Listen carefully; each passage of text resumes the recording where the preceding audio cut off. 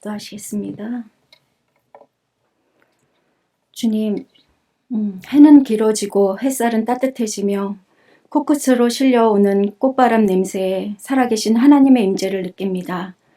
주님, 살아계셔서 감사합니다.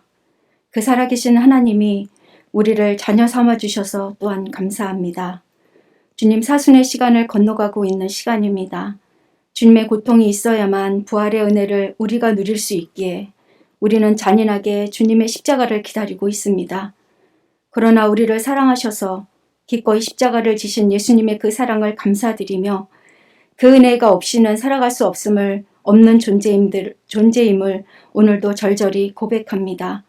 우리를 불쌍히 여겨주시고 오늘도 말씀 가운데 하나님을 경험하는 시간 되게 하여 주시옵소서. 주의 말씀을 대언하기에 너무도 부족한 종이 말씀을 들고 섰습니다. 성령 하나님께서 주관하여 주시사 온전히 하나님만 드러나게 하여 주시옵소서. 예수님의 이름으로 기도합니다. 아멘.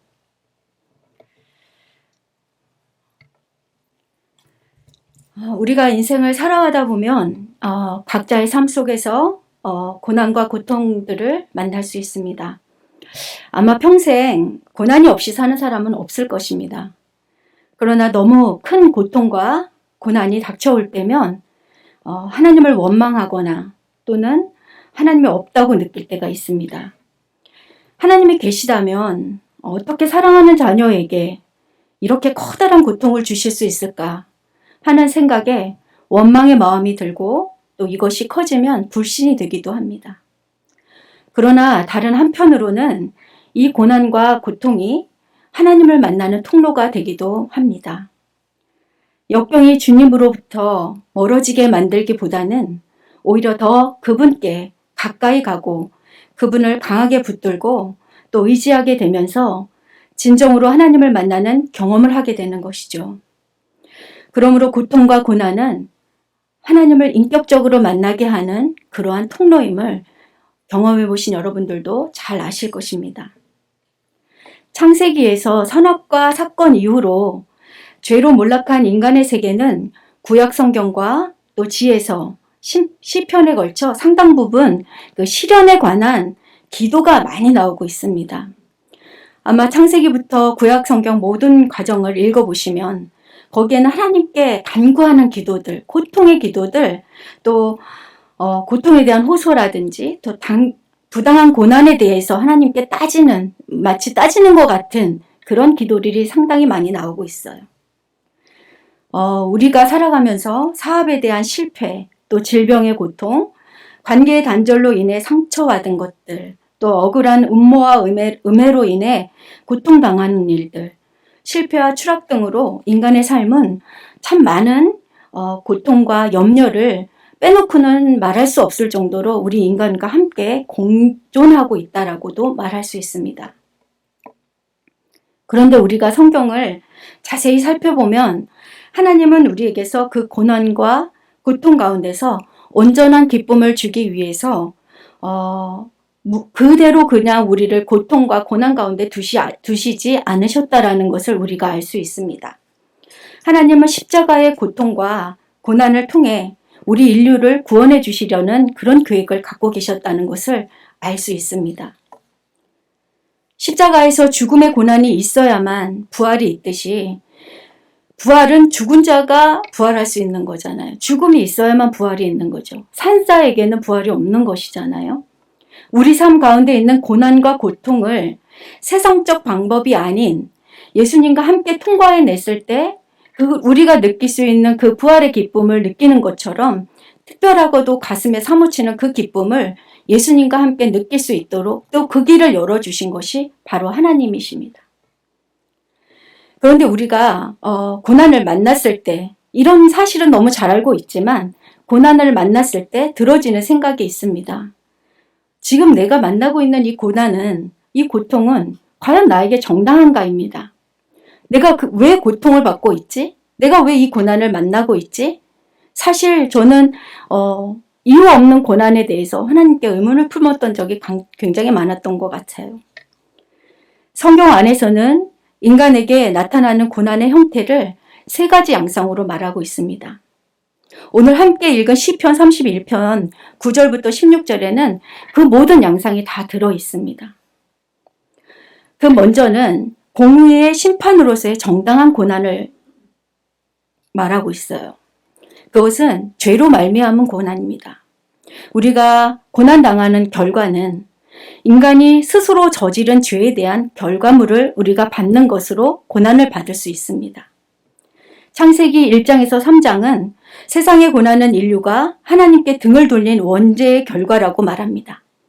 이것은 영적인 소외, 정신적인 고통, 또 사회적인 갈등, 깨어진 관계, 잔인성, 자연재해, 또 여러 가지 질병, 그리고 최종적으로는 죽음에 이르기까지 온갖 형태의 고난이 다 포함되어 있습니다. 이 모든 자연적인 악과 도덕적인 악은 하나님과 맺은 관계가 죄로 깨어진 데에서 비롯된 것으로 아담과 하와가 에덴 동산에서 추방되는 순간 심판으로서의 고난이 집행되고 있는 것이죠. 이 자기 죄에서 비롯된 고난은 요나와 다윗의 삶에서도 우리가 엿볼 수 있습니다. 요나는 여러분도 다 아시다시피 니느웨에 사는 앗소르 사람들에게 하나님의 말씀을 전하라는 명령을 받았습니다. 그런데 그 애초에 부르심에 따르지 않고 그는 다른 선택을 하게 되지요. 그는 그 선택은 가는 곳마다 하나님이 막으시는 그런 것을 경험합니다. 하나님이 막으시고 하나님이 하신다라는 것을 요나도 너무 잘 알고 있습니다. 그럼에도 불구하고 그것을 강행하게 되죠. 그에 따른 결과는 여러분도 다 아시다시피 폭풍을 만나게 되고 또 고기에게 삼킴을 당하는 그런 고난을 겪게 됩니다. 요나는 자신이 겪는 그 고난이 자신의 불순종 때문이라는 것을 충분히 알고 있음에도 불구하고 진정한 회개는커녕 마지못해 그 다음에 니느웨 백성들에게 하나님의 심판의 경고를 하러 가게 되지요. 요나는 그 후에도 하나님께 자신의 생명을 걷어달라고 심통까지 부립니다. 그 마음에는 니느웨 백성을 향한 절절한 어떤 그 긍휼의 마음이나 그 백성을 사랑하는 하나님의 마음이 들어있지 않아요. 그냥 그는 니느웨 백성들이 싫어. 그리고 그 사람들을 차별하고 그들을 혐오하는 그런 마음이 내재되어 있는 상태에서 마지못해 하나님의 명령을 따르게 됩니다. 그 요나 마음속에 있는 것들은 사실 우리 인간에게 들어있는 악을 보게 되는 거죠. 상상해보면 니느웨 백성을 향한 요나의 선포가 얼마나 성의 없었을까요? 저는 요나가 백성들에게 하루 종일 다니면서 말씀을 선포했다고 나오고 있거든요. 가서 야 하나님이 회개하래. 야 하나님께 돌아오래. 그냥 하루 종일 자기가 그냥 하라니까 할 수 없이 하는 그런 마음으로 요나는 아마 말씀을 선포했을 것입니다. 그런데도 니느웨 백성들은 그 성의 없는 외침에 따라서 하나님의 경고를 듣게 되고 또 회개하고 돌아오게 됩니다. 하나님이 못하셔서 이 요나를 시키셨을까요? 하나님이 직접 니느웨 백성들 마음에 나타나셔서 회개하라라고 그거 얼마나 획기적인 일입니까? 꿈에 나타나거나 아니면 환상으로 보여주면 니느웨 백성들 다 돌아올 거예요.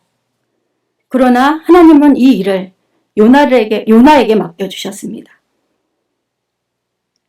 주님은 우리를 가끔 일꾼으로 많이 불러주시고 하나님의 일을 맡겨주십니다. 그것은 우리가 잘나서 하나님의 일을 맡겨주시는 게 아닙니다. 주님이 직접 하시면 우리를 사용하시는 것보다 훨씬 낫고 또 우리보다 더 훌륭한 일꾼들도 많이 있습니다. 그런데도 우리를 사용하시는 것은 그 일을 통해 하나님의 마음을 알게 하시고 또 하나님이 그 일에 하나님의 일에 동참시켜 주셔서 하나님과 동역하는 마음을 갖게 해주시기 위한 것입니다. 우리를 존중하시고 우리를 배려하신 것이죠. 그러므로 우리는 하나님의 일을 하면서 누구를 도와주면서 또 세상을 위해 헌신하면서 우쭐대거나 교만할 일이 하나도 없는 것입니다. 하나님은 계획하신 일을 나 아닌 누군가를 통해서든 반드시 이루시는 분이기 때문입니다. 그래서 하나님께 사용되어지는 것만으로도 하나님의 일을 맡겨주시는 것만으로도 우리는 참 감사해야 할 일입니다.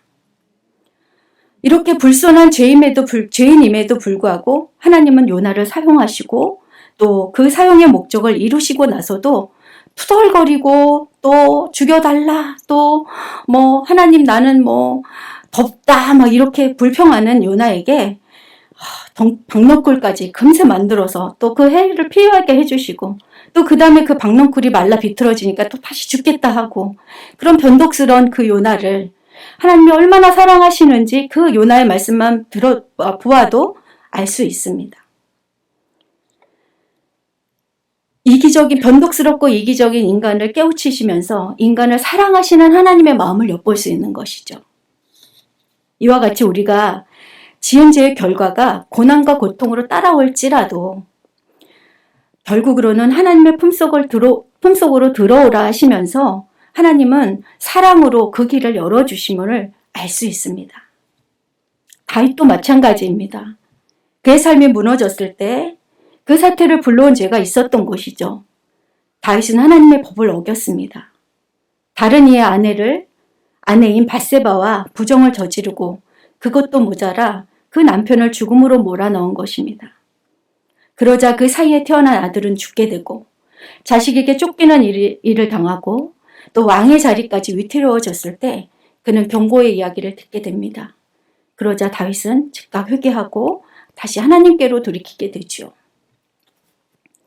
그렇다면 하나님은 이렇게 우리의 죄로 인한 심판의 고난을 통해 벌만 주고 싶으신 것은 아니라고 생각합니다.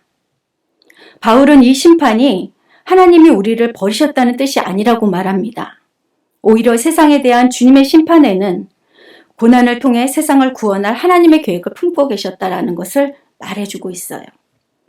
하나님의 심판은 추방과 멸망으로 죄 가운데 내버려 두시는 심판이 아니라 우리를 악에서 건져 영화롭게 하기 위한 최종적인 목표인 소망을 두고 심판하셨다라고 바울은 표현하고 있습니다. 로마서 8장에 하나님을 믿는 자들에게는 결코 정죄함이 없으며 이 믿는 하나님의 아들들을 영광의 자유에 이르게 하기 위해 예수께서 해방하러 오시기를 바라는 소망을 우리로 두게 하셨다라고 말하고 있습니다. 원죄에 대한 심판처럼 아담과 하와가 낙원에서 쫓겨나는 일로 끝나지 않고 스스로 뿌린 죄의 열매를 통해 심판이나 벌을 받음으로 정당한 대가를 치르게는 하시지만 결국에는 우리를 구원해 주실 길을 열어두셨음을 암시하는 대목입니다. 인간은 하나님이 우리를 존중해 부여해 주신 자기 의지를 사용해서 죄를 선택했습니다. 그렇지만 그런 불쌍한 우리 인생을 하나님은 그대로 내버려 두시지 않으시고 우리가 아직 죄인 되었을 때 우리를 위하여 죽으심으로 우리를 죄와 사망의 법에서 생명의 성령의 법으로 옮겨주시고 죄에서 해방시켜 주시러 주님이 오신 것입니다. 다음으로 우리가 만나는 고난 중에는 뜻을 알 수 없는 부당한 고난이 있습니다. 성경은 세상의 고통이 인간이 저지른 죄의 결과, 대부분이 인간이 스스로 지은 죄의 결과물을 본인이 먹게 되죠. 그렇지만 모두 그런 것이 아님을 성경 안에서 강조하고 있습니다. 인간이 겪는 시련의 한 종류에는 욥의 고난처럼 부당한 고난이 있을 수 있음을 말해주고 있습니다. 욥은 친구들보다 훨씬 큰 고난을 받았습니다. 이를 본 욥의 친구들은 자신들의 도덕적 삶이 욥보다 낫다고 판단하면서 욥에게 네가 무슨 죄가 있는지 샅샅이 뒤져보라고 말합니다. 그러나 인격적으로 훌륭하고 선하고 착하고 성실하게 사는 사람도 큰 고통을 만날 수 있음을 욥과 예수님을 통해서 우리에게 보여주고 있습니다. 많은 사람들이 고난과 고통을 겪는 사람들에게 앞서 말한 죄에 대한 심판의 잣대로 평가하는 일이 허다합니다. 너는 그래서 병들었지. 너는 그래서 그 사고를 당했지. 너는 그래서 그 어려움을 당했지. 그러나 예수님은 죄 없으신 자신이 십자가에 달려 돌아가시면서 죄의 결과로 받는 고난과 고통에 예외가 있음을 우리에게 알려주시고 밝혀주셨습니다. 하나님의 영광을 위한 고난의 길이 있음을 알려주시고 열어주신 것입니다. 요한복음 9장에서 예수님은 앞을 보지 못하는 남자를 고쳐주시고 그가 그처럼 어려운 처지에 빠진 건 자신이나 부모의 죄 때문이 아니라 우리가 가늠할 수 없는 하나님의 뜻을 이루기 위해서라고 말해주고 있습니다. 그러므로 고난과 고통을 겪는 이들을 보면서 그들의 죄로 인함이라고 판단하는 우리는 범치 말도록 해야 할 것입니다. 그러므로 우리는 누군가의 고난, 누군가의 고통을 보면서 함부로 판단하는 일을 하지 말아야 할 것입니다. 그가 그래서 그의 삶을 돌아보면서 그의 상황을 돌아보면서 그래서 이렇게 받았지라고 하는 말들은 굉장히 위험한 말이죠. 그건 죄 없으신 예수님의 고난도 함께 판단하는 일이 될 수 있기 때문입니다. 다음으로는 하나님의 원수로서의 고난입니다. 하나님이 죽어 장사 지낸 나사로를 찾아가는 장면인 요한복음 11장에 있습니다. 그 요한복음 11장의 기록을 보면 속으로 비통히 여기시며라고 표현한 구절이 나옵니다. 이 비통히 여기시며라는 표현은 분노를 억누르지 못한다라는 그런 상태를 말하고 있습니다. 예수님은 나사로의 무덤 앞에서 분노를 억누르지 못하고 비통한 마음으로 화를 내고 계시는 거나 마찬가지로 그 앞에서 비통한 마음으로 얘기하고 계시는 거라고 표현합니다. 예수님은 나사로의 무덤 앞에서 왜 이렇게 화가 나신 것일까요? 누구의 잘못으로 그 결과물이 나왔는지 모르겠지만 예수님은 나사로의 무덤 앞에서 비통히 여기시면서 화를 내고 계시고 있습니다. 도대체 예수님은 누구에게 화를 내고 있는 걸까? 예수님의 진노는 바로 죽음에 대한 것입니다. 죽음 이면에는 그 죽음을 주장하는 또 세상의 사망 권세를 준 자, 또 바로 예수님이 멸망시키러 오신 어둠의 영인 사탄인 것이죠. 이렇게 맹렬한 진노로 예수님은 우리를 위해 그 비통히 여기시는 마음으로 죽음에게 선포하시면서 그 죽음으로 끝나는 것이 아니라 그 죽음으로 멸망하는 것이 아니라 그 죽음으로 인해 다시 부활의 길을 열어주시기 위해서 그 장면, 그 나사로의 무덤 앞에서 화를 내고 계시는 겁니다. 사탄, 그 세상 권세를 진 그 어둠의 영에게 물러가라. 그리고 그 죽음으로 우리 인생이 끝나는 것이 아니다라는 것을 그곳에서 말해주고 싶으신 것이죠. 우리를 위해 원수된 사망에서 우리를 건지러 오신 것입니다. 그것은 나사로를 다시 살림으로 이루셨고 이후 원수를 원초적으로 물리치기 위해서 인류가 마땅히 받아야 할 심판을 자기 스스로 짊어지시고 십자가에 달려 돌아가셨다가 다시 사심으로 죽음과 원수를 이기신 것입니다. 이렇듯 우리가 만나는 여러 가지 고난은 죄로 인함과 하나님의 영광을 위함과 원수를 이기기 위한 고난이 있으며 어떤 고난이든 각자의 인생에서 각자의 삶에서 고난은 하나님이 그 사람을 깊이 사랑하시는 증거임을 믿으시는 저와 여러분이 되길 바랍니다. 죄에 대한 심판이든 하나님의 영광을 드러내기 위한 고난이든 고난은 사람을 성장하게 하는 통로이고 또 하나님이 간섭하시는 중이시고 또 그 사람을 깊이 사랑하시기 때문인 것입니다. 이 고난이 인간에게 주는 유익이 있습니다. 먼저 고난은 우리로 좋은 사람으로 만들어갑니다. 우리를 겸손하게 하고 또 자존심과 오만을 버리게 하고 또 스스로 얼마나 연약한 존재인지를 깨달아 알게 합니다.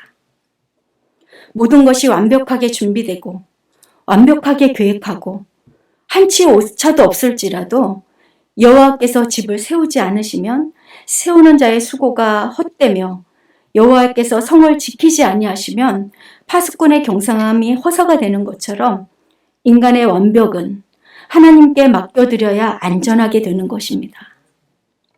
인간이 만나는 고난은 완벽한 준비를 주님께 맡기게 하며 완벽한 계획을 주님의 도우심을 구하게 하며 한치의 오차 없음이 아닌 자신의 부족함을 인정하고 하나님을 인정하는 경외심과 겸손을 배우게 합니다. 그리하여 그 사람으로 인해 좋은 사람이 되어지게 합니다. 또한 고난은 우리 삶의 여러 좋은 것들을 대하는 우리의 태도를 완전히 바꾸어 줍니다. 그것은 사람이든 일이든 어떤 상황이든 그것을 대하는 사람의 태도가 바뀌어지게 만들어줍니다. 우리가 지나치게 중요하게 여겼던 일들이 하찮게 여겨지고 더 중요한 것을 발견하게 하며 자신이 경험한 사실과 아픔으로 인해 남의 아픔과 상실을 짚어내는 힘을 주게 되고 자기가 받은 하나님의 사랑으로 하나님이 사랑하는 또 다른 일을 발견하게 합니다. 이전에 가치 있게 느꼈던 것들이 힘을 잃게 되고 비로소 진정한 가치 있는 것들을 발견하게 하는 것이죠. 속물 같은 세상적 수준이었던 내 자신이 더 높고 더 깊은 차원의 하나님의 경륜을 알게 해주기 때문입니다. 그래서 바울은 이렇게 고백합니다. 내 주 그리스도 예수를 아는 지식이 가장 고상하며 그 예수를 위해 모든 것을 잃어버려도 아깝지 않고 그 모든 것을 배설물로 여길 수 있다라고 고백합니다. 저와 여러분의 고백이 되길 바랍니다. 그래서 고난은 축복이라고 말합니다. 다음으로 고난은 하나님과의 관계를 탄탄하게 만들어줍니다. C.S. 루이스는 모든 일이 형통할 때 하나님은 속삭이지만 그 고난 속에 있을 때는 하나님은 큰 소리로 외치신다라고 말합니다.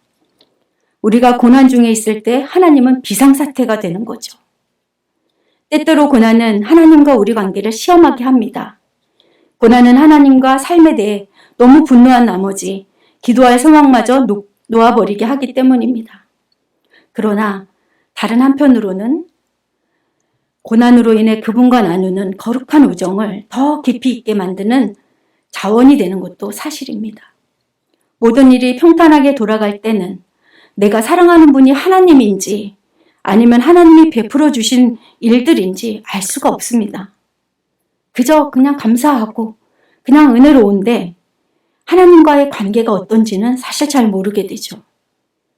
몸이 건강하고 모든 일이 잘 풀릴 때는 하나님의 관계에 아무런 문제가 없다고 생각하기 쉽고 자신이 하나님을 깊이 사랑한다고 착각할 수도 있기 때문입니다.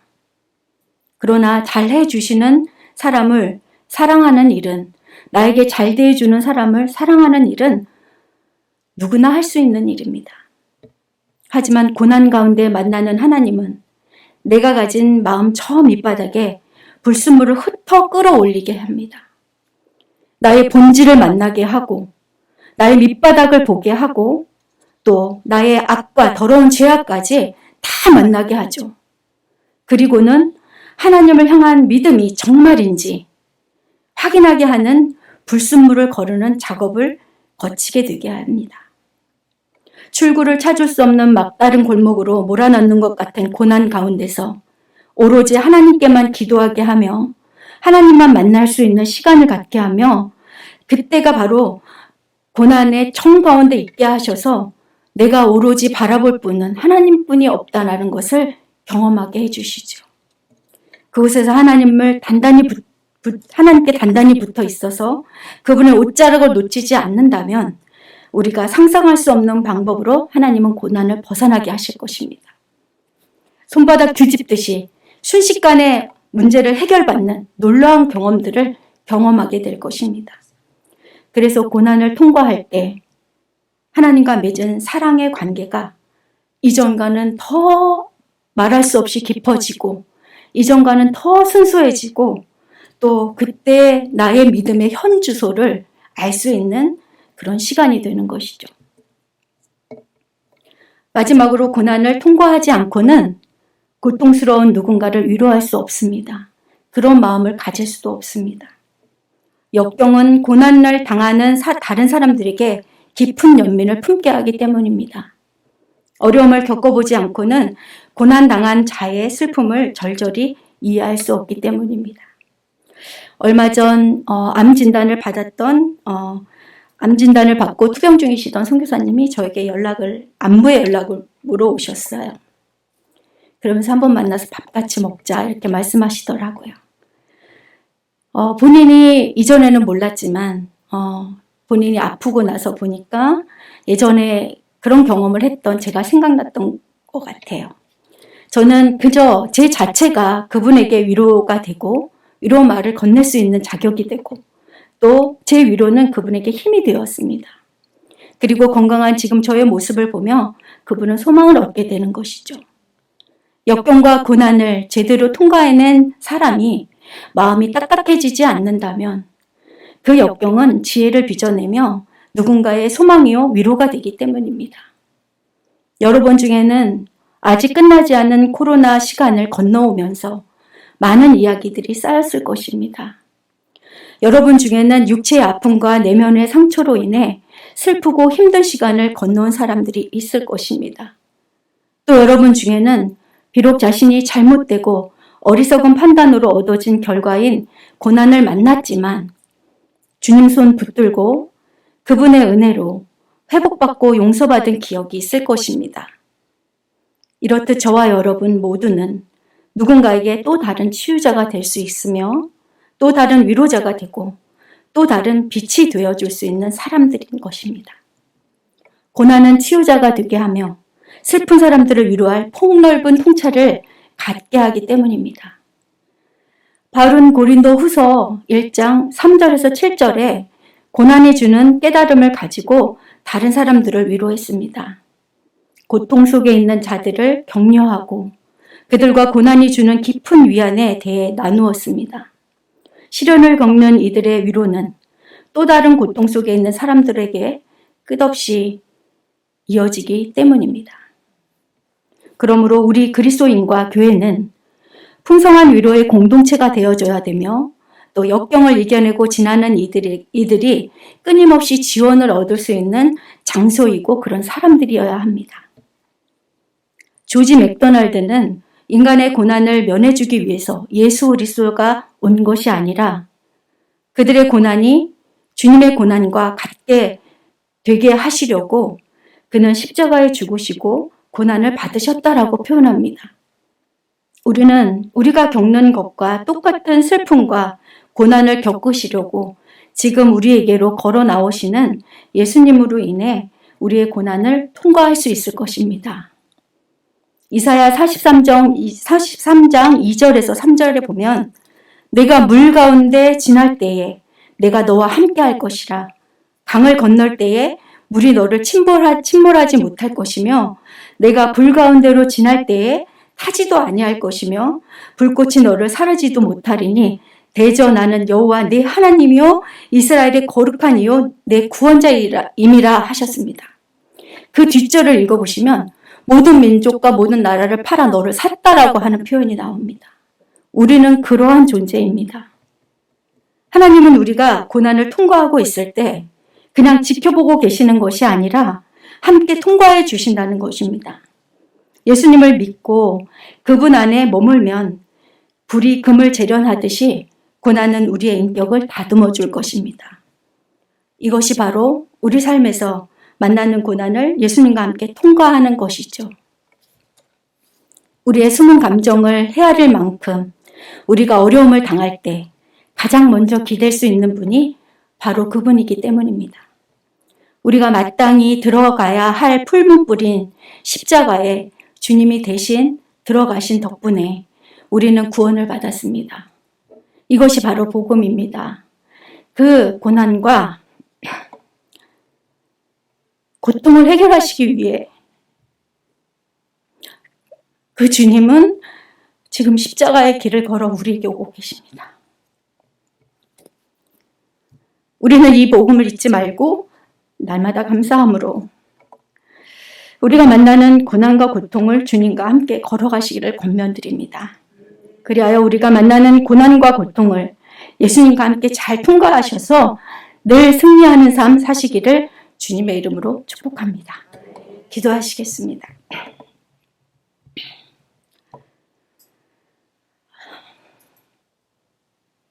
힘들고 어려운 일을 만날 때 선뜻 감사의 기도가 나오지 않음은 주님의 한없는 사랑을 제대로 알지 못하며 그 복음의 깊이를 제대로 깨닫지 못했음을 고백합니다. 주님, 우리를 이렇게 사랑해 주셔서 감사합니다. 나의 죄로 인함이든 어떤 이유에서든 우리가 만나는 고난과 고통을 감사함으로 받아 주님과 함께 통과해내는 지혜를 갖게 하여 주시옵소서. 그리하여 사망의 음침한 골짜기를 두려움 없이 통과하게 하시고 우리가 만나는 어떤 일도 두렵지 않게 하여 주시옵소서. 예수님의 이름으로 기도합니다.